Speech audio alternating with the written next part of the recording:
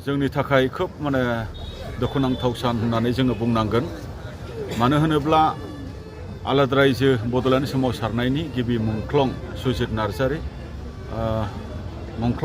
सुजित नार्जारी बिथांनि आंगोनि बिफा मंगलसिं नार्जारी बिथाङा दाखालि 28 थारिख खालि फुंनि 6टा बाजियाव प्रेसार स्ट्रक जानायनि गेजेरजों बा जानायनि जाहोनाव बङाइगाव लवार आसाम हस्पिटालाव एडमिट जानानै दङमोन। जथेस्थ' नाजासेयावबो मंगलसिं नार्जारी मानगोनां बिथांखौ रैखा खालामनो हानाय जायाखिसै।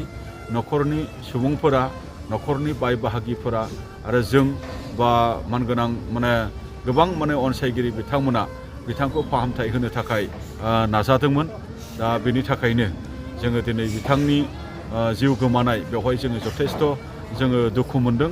दुखु मोननायजोंनो जोङो दिनै दुखुखौ फोरमायनो थाखाय दिनैनि बे मोनाबिलि समाव जोङो जेराव दुलाराय बर' फरायसाफोरनि मावखुलि दङ बे मावखुलियाव जोङो केन्डेल लाइट बेबायदि हाबाफारि लादों आरो बिथांनि मंगलसिं नार्जारी रुंसारि जानाय गेदेमा बिथांनि जिउमाया जेन सोरगोआव आलो गोजोनै जायगा मोनो बिनि थाखाय जों आलारि बाथि केन्डेल फोजोंनाय लोगोसे बिथांनि सावगारियाव बिबार बावनाय बेबायदि हाबाफारिखौ जोङो दिनै लादों। बे हाबाफारिया दिनै बरमा दख'रायावबो दिनै जादों।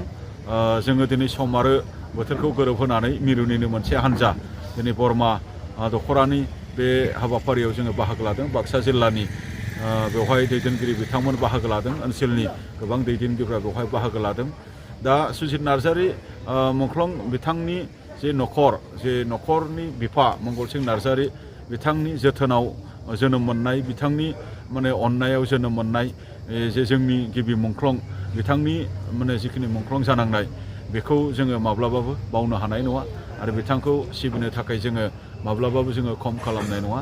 बिथांखौ मान होनो थाखाय जोङो माब्लाबाबो खम खालामनाय नङा। बेनि थाखायनो बिथांखौ जोङो मान होनायजों लोगोसे बिथांनि जिउमाया सोरगोआव आलो गोजोनै जेन जायगा मोनो बिनि थाखाय जोङो दिनै बे हाबाफारिखौ लादों। गोजोन्थों।